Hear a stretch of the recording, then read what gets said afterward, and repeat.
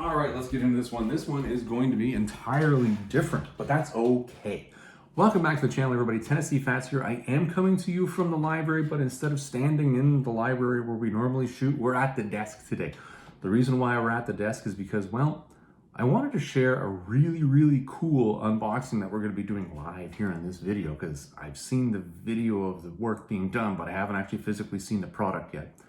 And then what I thought I'd do is, at the end of this one, for those of you who are interested, we'll do a quick wrap up of what I actually picked up at Toronto Comicon 2024 this year, because that's actually part of the story about how this commission came into being. So let's not beat around the bush on this one. Let's get to the point here and let's get to the story, because there's always a story. This year I went to Toronto Comicon 2024, and that's when we're shooting this, it's 2024. I'm a Cananophile. You guys know this. I go out and I talk Robert E. Howard, I talk Sword and Sorcery, I talk Conan, Cull, all that good stuff. That's what we do here on the channel. So when I go to a con, there really isn't much that's left for me to do. Once you've actually bought up the majority of the Conan-related material and comics, there's not much else left to get. I mean, yeah, you're producing it now with Titan Comics, which is fantastic, but what else are you going to buy? So you start expanding, and because if you are interested in comics, you start buying things that are related to other aspects of your hobby. Either you're buying to add to your collection, or you're buying because you're going for a theme.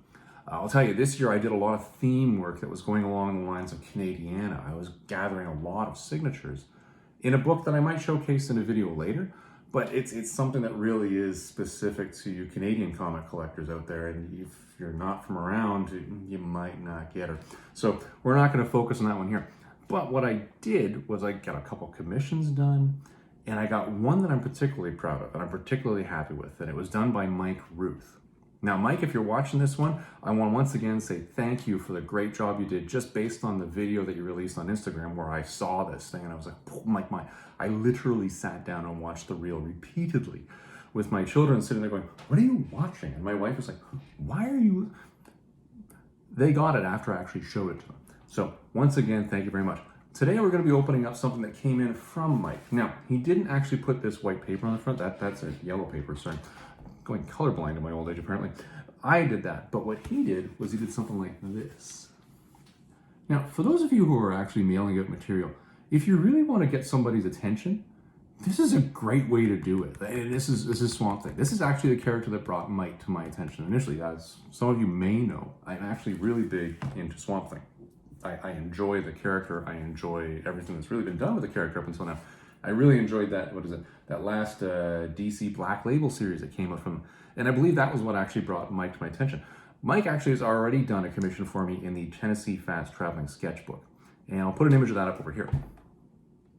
And what I did on that one was I actually asked Mike if he would do the Swamp Thing character, because I think that character lends really well to his artistic style. And I've watched him do a lot of other stuff. And I'll put a link down in the description for those of you who are interested. That'll take you to, I think it's the big Cartel site that he has. And I'll put a second link down there, if YouTube will let me, of his Instagram page. And if you go onto his Instagram and you watch his reels, you'll actually see his creation of the book that we're going to be opening up today. And I gotta tell you, I'm pretty excited about this one. So what we're gonna do today is we're gonna open this one up, just quickly walk through what I'm seeing here and why I had this one done. And then for those of you who are interested, if you wanna stick around, we'll do a second segment at the end where I'll actually show you guys the other things that I did when I was at Toronto Comicon this year without going into that Canadian content. That would be a video in and of itself. Let's get into the package itself though. I gotta tell you, once again, this, by the way, fantastic way to make sure that your book arrives safely. So 2 points on that. Now I'm getting out the fancy pocket knife here. I tell you, I had to re-find this. This is actually a pocket knife I bought in Nova Scotia, almost 2 decades ago now, from Groman Knives, which is in Pictou, Nova Scotia. No, yeah, it's Pictou. Yeah, Pictou, Nova Scotia. No, it is Pictou. I've heard people try to correct me and say, no, it's Pictou. It's not Pictou, it's Pictou. It's out by Antigonish. Yeah, I know. Anyway, so got the knife out. We're gonna open this one up. Let's get into it here. Lots of tape. Tape's good. Tape's always a good thing. It keeps things safe. So there is a tear strip at the top. So what I'm gonna do is I'm gonna surgically cut down the top here just to actually draw a line in the tape that'll follow the tear strip that comes with this type of package. So I will be able to actually use the tear strip to open this. surgic-like precision. I can't actually claim I have surgical-like precision. I gotta tell you, I used a heavy bag so much as a teenager when I was working out that my nerves in my knuckles are completely shot. I can barely keep my hands steady at the best of times. So, trust me, this is actually rather hairy for me to be doing because I actually don't trust my own hands most of the time. Oh, no, see, it's not even starting right. This isn't going well. While we're doing this, I will pass along, by the way, a congratulations to the Yankees for the win on their home opener last night. I believe it was the Houston Astros they were playing. And I got to tell you, I didn't watch the game. Yeah, see, because surgical-like precision. And I didn't watch the game, but I watched the highlights today. I honestly think that Juan Soto was a great addition to the team. He really does add value to the actual roster. Look at that. That is so cool. You know, I think what I'm going to do is when this is all done, I'm going to cut this out and I'm going to keep it with the book because I think that's super cool. Put that over there for now. All right, let's pop this. Oh, lots of cardboard. Lots of cardboard, and I'm looking at painter's tape. And this, by the way, real hack here for you comic collectors out there. You'll notice that when I put paper on the front of that, I use painter's tape. And there's a reason for that. It's because painter's tape is like gold for comic collectors. Scotch tape, that clear Reuben stuff, don't get me wrong, clear Reuben stuff is pretty good. Like, look how easy that came off. No tear, no pull, no nothing. Clear Reuben tape is fantastic if you're putting a clear backer board on a comic for some reason. Because, well, if you've got a clear backer board on a comic, you don't want to turn around and put a big piece of painter's tape in the middle of that because that's just going to look goofy. But how often do you actually put a clear backer board on a comic? I can tell you, I do that for, oh, look at that. I actually do have a chair. That's minor. I do that from time to time. And it's funny because when I do put a clear backer board on a comic, invariably it's on a comic that's incredibly low value. And then I get snippy comments from people saying, Tennessee Fats, why are you wasting money on that? And well, the answer is because I'm doing it because I like the book. And I really, okay, we're editing. We're taking out the explicatives. Okay, I've already explicative like crazy when I watched the video, but honestly, I don't think it didn't need to. Oh, I'm literally speechless. Okay. I'm gonna push this over to the side gently. Take the cardboard and get it out of the way. Okay, now let's just take a second here. And first, I'm going to just absorb the space for a second here. Just give me a second, okay? Holy Ermiger. Okay, what we're gonna do here is I'm gonna okay, all right. Okay. All right. So here's what we got here. I'm gonna show it to you, then we're gonna talk about the story, and then we're gonna explain a little bit of what happened here, okay? So I'm gonna try to do this in such a way that we don't get too much of the glare off of the light that's coming in off the windows in the side of the library here. And I'm trying to over there. Are you seeing that? You know what I'm gonna do? I'm gonna take a picture of this, and I'm actually just gonna do it as a side-by-side. I'm just gonna stick it up over there. And we'll keep it up for a while, okay? That's Dracula.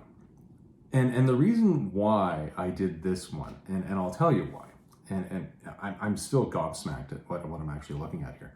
And I would encourage you, by the way, if you do like this, by all means, reach out to Mike. He's a phenomenally nice guy, very personable. He literally remembered me from the last sketch he did when I ran into him at the con this time, which, you know, that's cool. I appreciate that.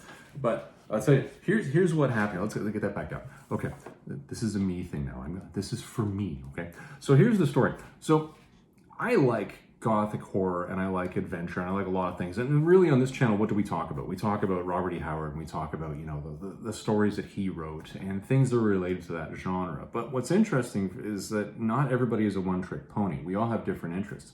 I have different interests in comics that have nothing to do with Robert E. Howard, but that I really enjoy. And sometimes those will slip into our videos here on the channel, and sometimes they don't. In fact, most of the time they don't. But I have them. We all have them. We all have, like, it's when I get up in the morning, as much as I hate to say this, and I'm going to, but here's a moment of honesty with Tennessee Fats. You know one of my real power songs that I listen to just to get myself up and running in the morning? Tiffany's I Think We're Alone Now. Yeah, I know that's actually pretty disgusting. But you know what? It's my little secret. And now we're shared. You see how we did it? See how I'm not a one-trick pony? There's layers to me, like an onion, like an ogre.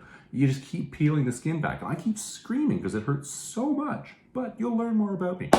Anyways, I do enjoy other aspects of literature. And I'd say you've seen the library behind me when we're shooting. There's a lot of classic literature up there. There's a lot of Gothic stuff up there. There's, we do a lot of okay. I do a lot of Greek tragedies at the same time, but at the same time, I'm also interested in physics, a bunch of other things. But Gothic horror and really horror stories, older ones, are things that I'm finding myself drawn more to as I age. I read them actually a lot as a teen, the classics. I read the Dracula, the Frankenstein, and I enjoyed them, but I really kind of set them aside. Now I'm coming back to them. And what happened was there was that series that was put out, the Universal Monsters Dracula series, and I saw it on the shelf and almost on a whim picked it up, and I read the first issue and I was so gobsmacked with the, what would I call it? The feeling that was conveyed between the minimalist writing and the absolute abstract, beautifully horrifying art, that it just drew me in. I actually ended up writing a letter into it that was, I think, published in issue 3. I don't remember. But I actually wrote in because I was so, and I don't write in that often, guys. But I wrote in because I was so impressed with what they were doing. Now, I know the next one they're doing in this series is the Universal Monsters Creature from the Black Lagoon, which is not really a Gothic horror story, but I did enjoy the old Creature from the Black Lagoon movie. So I'm looking forward to seeing that. And somehow I lost my Arthur Adams Creature from the Black Lagoon square bound that I used to have in my collection. I have no idea where that is, which is really irking me, and I'm going to have to find another copy. Anyway, coming back to Dracula, I enjoyed that series so much that when they were coming out and when I was going into the shop to pick them up, when I saw the sketch variant, which I think was it on issue 2 or issue 1? It is issue 1. Yeah, when I saw the sketch variant, I grabbed it and I said, okay, I got to make sure that I get somebody who has an artistic style that will really do this well, and it will really convey this. Because bear in mind, this is the Universal Monsters Dracula. This isn't, you know, your I'm trying to think of something that would, well, it definitely isn't anything like the Blade trilogy.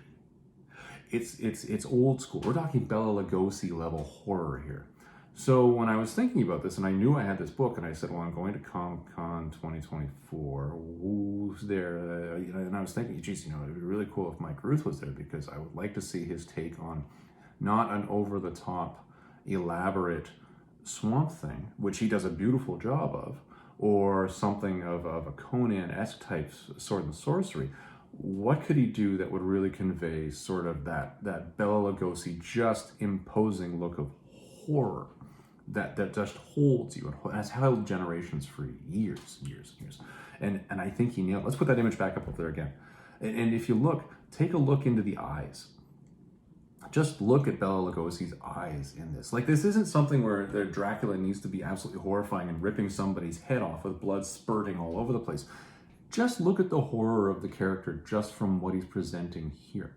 And this is really what Bela Lugosi did. And it's funny because when I went to Mike and I sat down, I was standing, he was sitting down. And I was at the booth and I said, listen, could you do something like this? And he's like, well, what do you, and we chatted through it. And I was like, yeah, like something like an old school Bela Lugosi style. Like really just the imposing level of Bela Lugosi, just that face, the eyes that'll come out. And he got super excited about the project. He's like, by all means. And the problem was that was on the Friday and I didn't bring my sketch cover that day. And I was only going back on the Sunday because I was taking a break on Saturday. Because as a Cananophile, you don't go every day. You spend time going out and getting coffee and doing all sorts of other things. Anyways, so I knew I was coming back on Sunday. So what I did was I said, listen, I'll bring back the sketch cover on Sunday. I'll leave it with you. And when you're done, you can just post it over to me. There's no rush. And away we go. And that's the result. Now, if you were able to click through that link down below, it'll take you, the Instagram link, it'll take you to his Instagram site. Or his Instagram page. And in there, he did a story where he actually painted this. And that's the one that I watched repeatedly that was wondering, I had my kids wondering what I was doing. And I tell you, it phenomenal watching his work in the creation of this. Now seeing that, and now seeing this, it really does, it hits home. And I really do enjoy that. And what I actually like about this, which is kind of one of these weird, nerdy Tennessee Fats things, is when I gave this to him, I did my typical thing where it's in my 2mm OPP bag, my OCD lifestyle. It's got really thick bags. I got a full back and then 2 halves back there. And at the very back, you've got my part of the Tennessee Fats collection stamp on it. I didn't even realize I had brought that in when I left it with him. And he liked it. He actually sent me a message that this is really cool. And right up here, and I'm not opening this, there's the sticker of him doing this and sealing it and putting it in the bag. And I tell you, seeing these two things together, this is really cool. I'm going to just say that. Mike, once again, thank you very much. This is now going to be one of my favorite pieces in the collection. I have a bunch, but this is now going to be, you know, whoa, this is really, really cool. And there you go. That's fantastic. I really do think that's quite cool. I'm going to be staring at this probably for the rest of the day today, which is good. It's Good Friday because I have the day off and I can do that. Just, wow. Just look at the face. So cool. All right, we're going to wrap up this chapter on this one. Everybody, if you just tuned in because you wanted to see the unboxing and see what I got in this really cool commission, then thanks for stopping by and we'll see you in the next video. Let's get into the next chapter for those of you who actually want to see what are the other things that I got when I was at Toronto Comicon 2024. All right, let's talk about the actual Comic-Con part of this thing here. So we've done the unboxing, and now for those of you who've stuck around, it's just us. So since it's just us, we can talk honestly about what we think of this con and what I brought out of this. Let me give you my elevator pitch on this one. Let's just do this here. It actually was really good. And here's where I'm going to say this, and this is how I'm going to present this, because there's people who are going to be pro, and there's people that are going to be the con. All right. It's very entertaining. There's a large variety of things being presented to you. And you get to see aspects of the hobby that you otherwise wouldn't when you're just staying within your insulated world of your own interest. And this really comes to the idea of expanding and going outside of your comfort zone and trying to see different things. I went to the con and I've been to enough Comic-Cons. And I know when you're going to a Comic-Con of this scope, that invariably what you're going to look at is about 350,000 square feet of space. And within that, you're going to have hundreds of thousands of square feet of vendors. And within those vendors, you're going to have maybe 6 to 10 comic dealers. And everything else is ancillary. It really is. You're getting people. There was a really cool booth there, for example, that was doing display cases. And very interesting. And they were fascinating, beautiful looking units. But I was there to buy display cases. I'm also not an anime guy. I'm not a pop figure collector guy thing. That's not me. I'm not mostly into arts and crafts and stuff like that, so it's not really me. I'm not into those things. So when I go to these things, I already know what I'm going to be looking for, specifically as to what I'm spending my money on. But I do enjoy the opportunity to actually take a look around and see other things while I'm there. So I generally come up with a list of here's what I'm going to do at the con. And this is actually a cool survival tip for those of you who are new to cons. Don't think you're going to go and do everything. You're not going to be able to do everything. And the reason why you're not going to be able to do everything is because you physically aren't going to be able to move from one end of the con to the other end of the con in time to do everything. People in cons move slowly. I often call it the 1-2 shuffle, where literally it's the 2-inch step. And you'll notice my hands aren't really moving forward because really that's what you're doing. You're lumbering. It's almost like that the old Metropolis movie. Where people are grudgingly walking along. And it's interesting that it's this similar gait, but people are walking that way because they're so fascinated by everything they're looking at. So you can't be angry with them because they're actually there enjoying what they're doing. They're looking at all this stuff going, whoa, whoa, which is what it's designed to do. It's designed to make you go, whoa, and whoa. So come up with a short list. It's what I do, and it makes my con experiences so much better because I'm not now stretching myself way beyond what's physically capable to actually achieve during the shortened time frame. I already let slip that, I had a 3-day pass. I went on the Friday. I was there for almost the whole day on Friday. Although I did leave a couple times just to go out and get a cup of coffee, go get lunch, like all the normal things.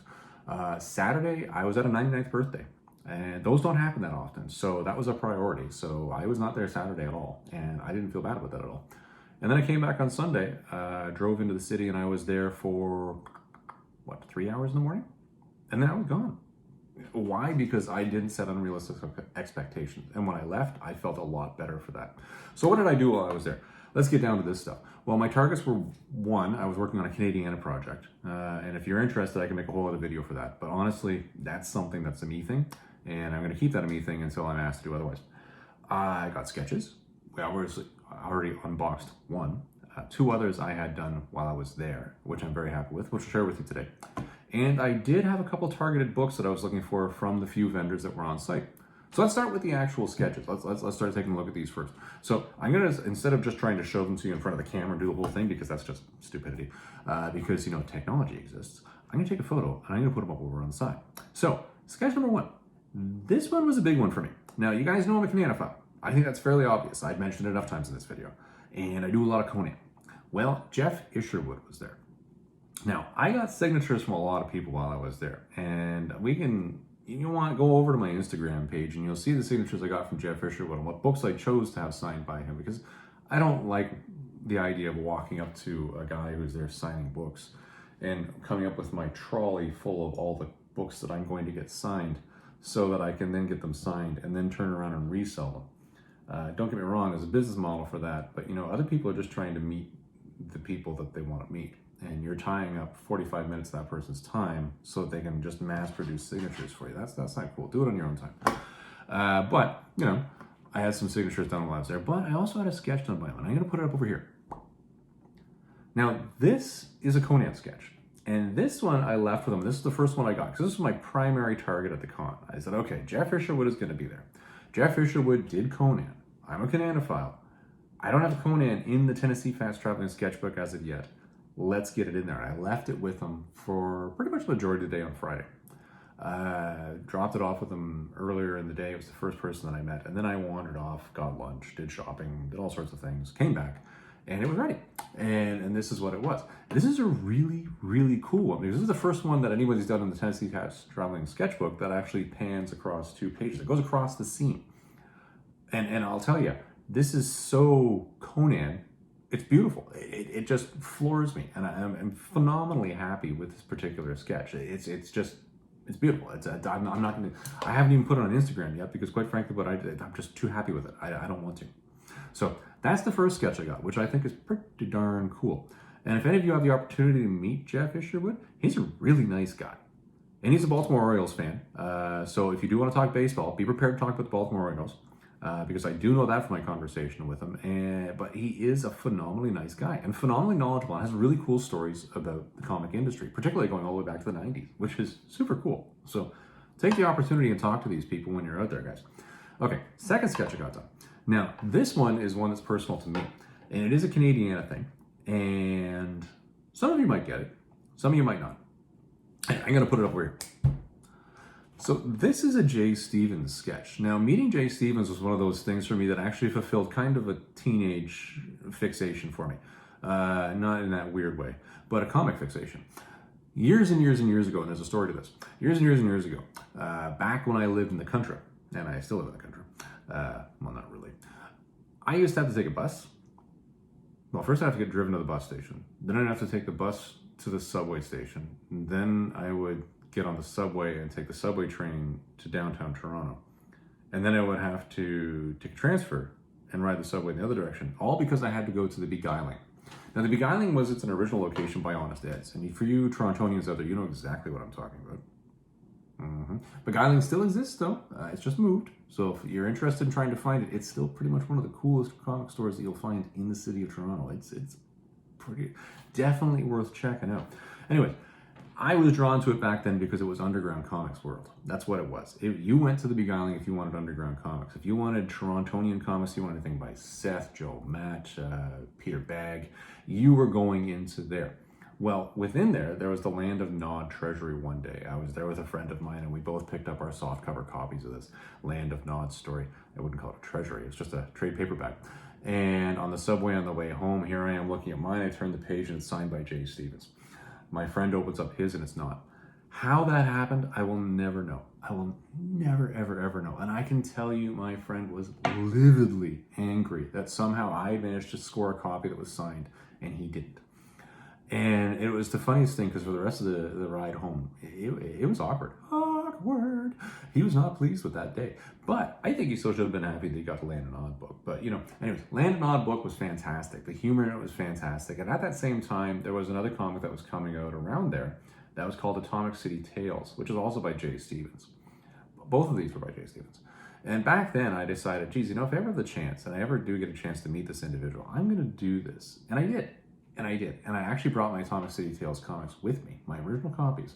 Had them signed by Jay Stevens. He was happy to see the books. I was happy to see him. Told him the story about the Land of Nod Treasury. Told him I bought the Dejects book from him as well. Dejects. That I'd also bought the Dwelling books. And we had a whole conversation about this, which is really cool. And then I asked him if he could do this sketch for me. And he did. And it was fantastic. And he drew back and he actually drew characters from the Land of Nod's story, which I think is two of the funniest characters that are actually... Nod is not really the main character in the story. He's a character. But the main character are these two. And you're not going to get the humor if you don't know.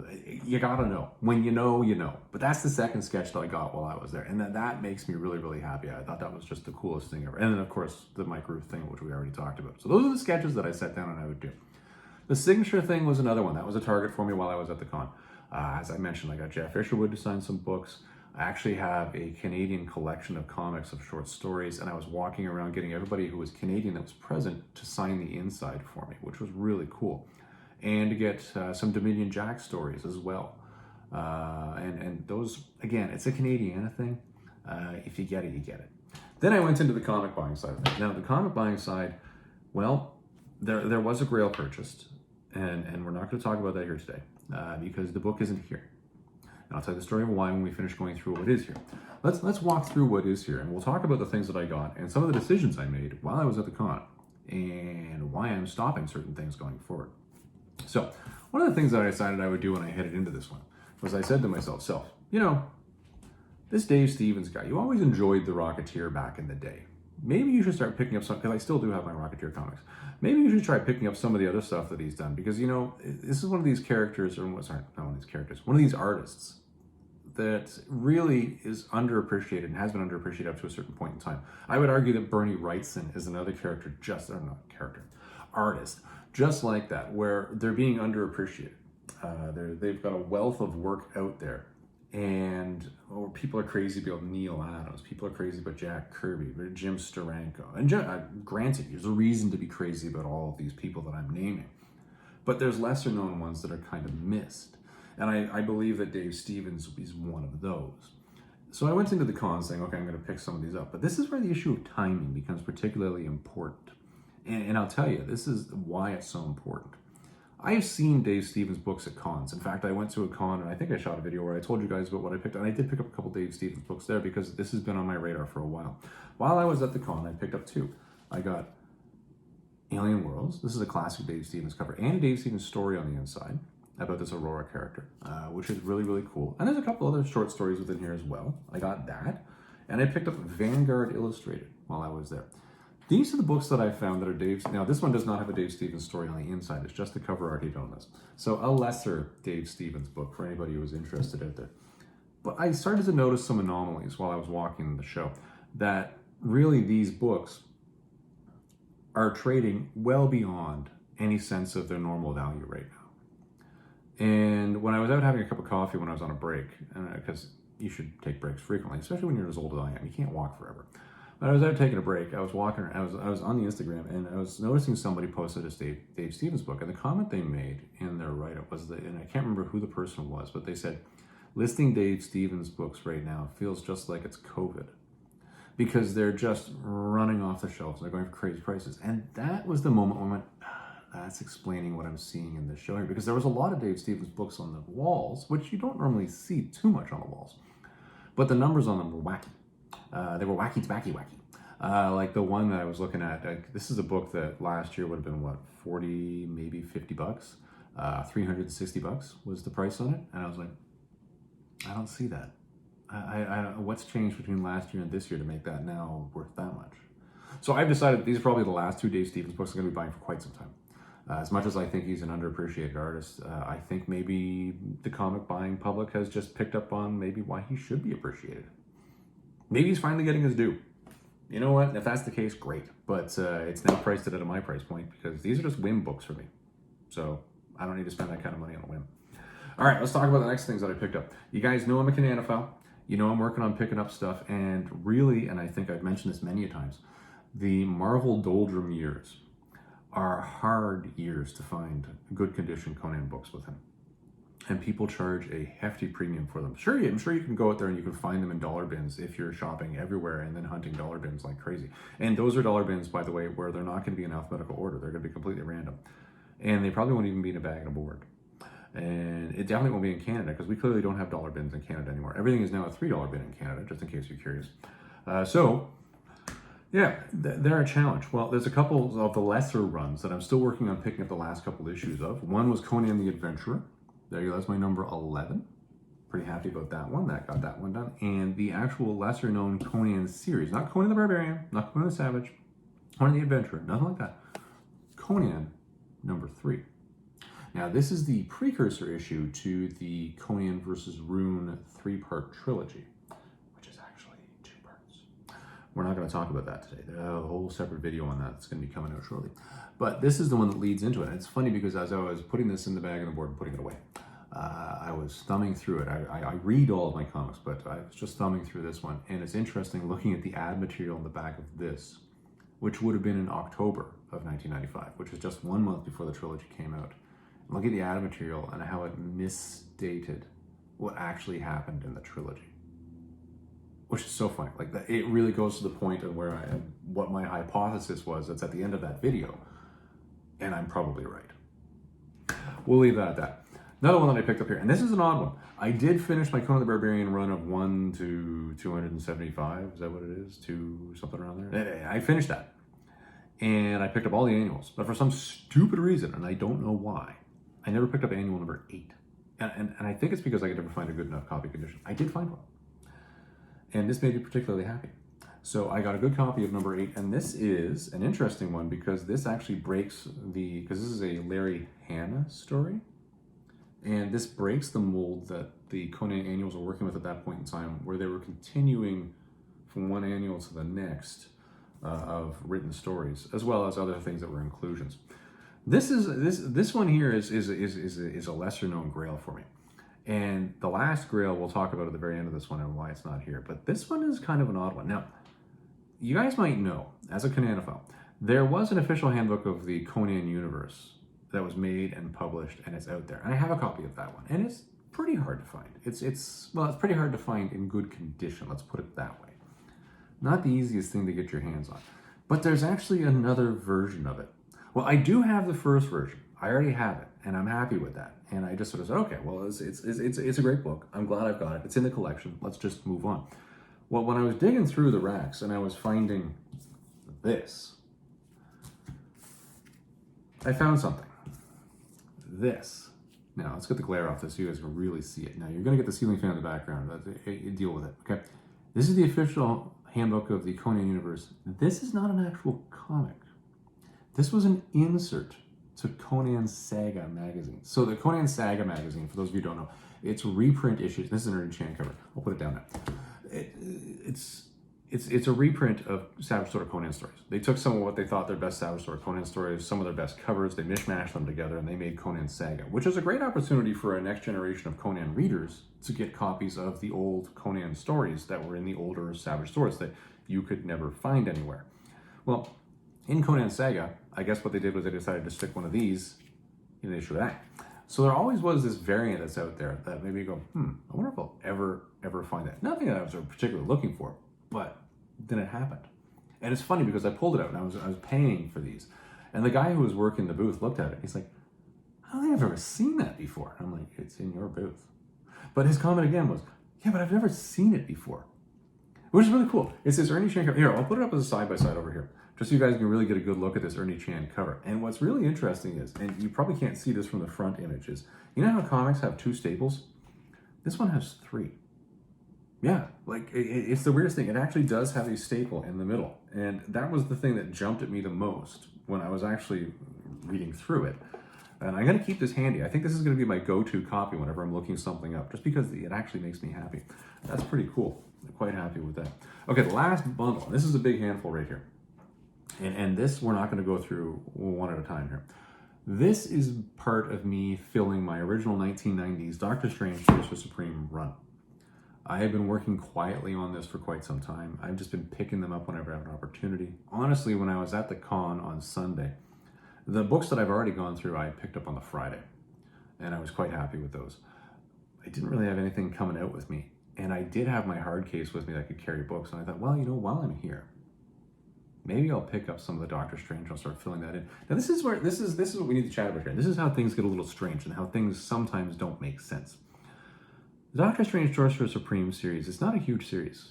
And it's funny because in these particular issues, the important part of this is if you've read the latest iteration of Doctor Strange, which I think is up to issue, 13 or 14 right now, there's a character in there that sort of made me go, when did he go fight a war for 5,000 years?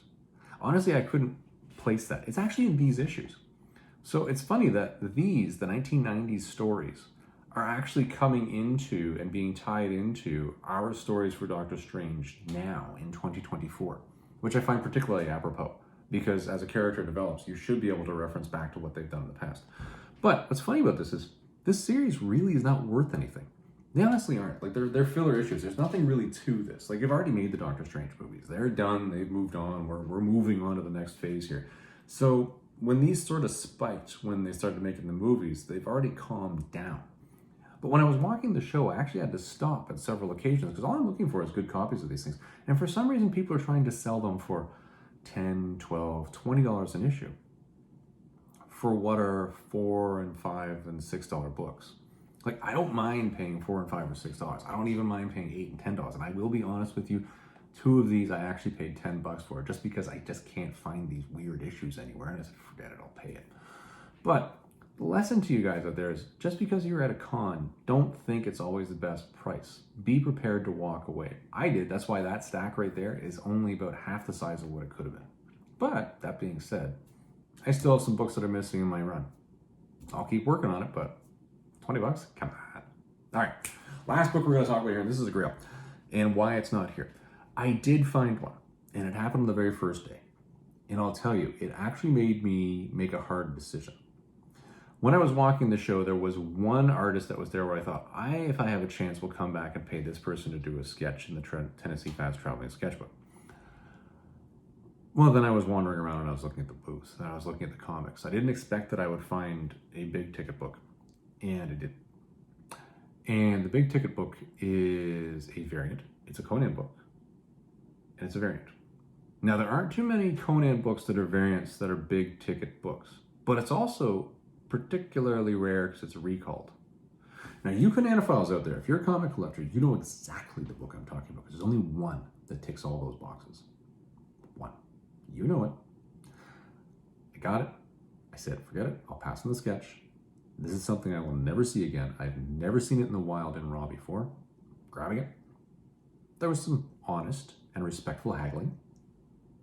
But we came up with a price we agreed upon. It was a good deal for both of us. I came home. The one issue with this book, and I pointed it out to the dealer at the time, and I pointed it out to myself again when I got home, is there is a slight impact in the bottom corner on the spine. And it's blunted, and you could see the ripple up, and it's only about 1 millimeter to 1.5 millimeters off the base, and it's only about 3 millimeters in depth.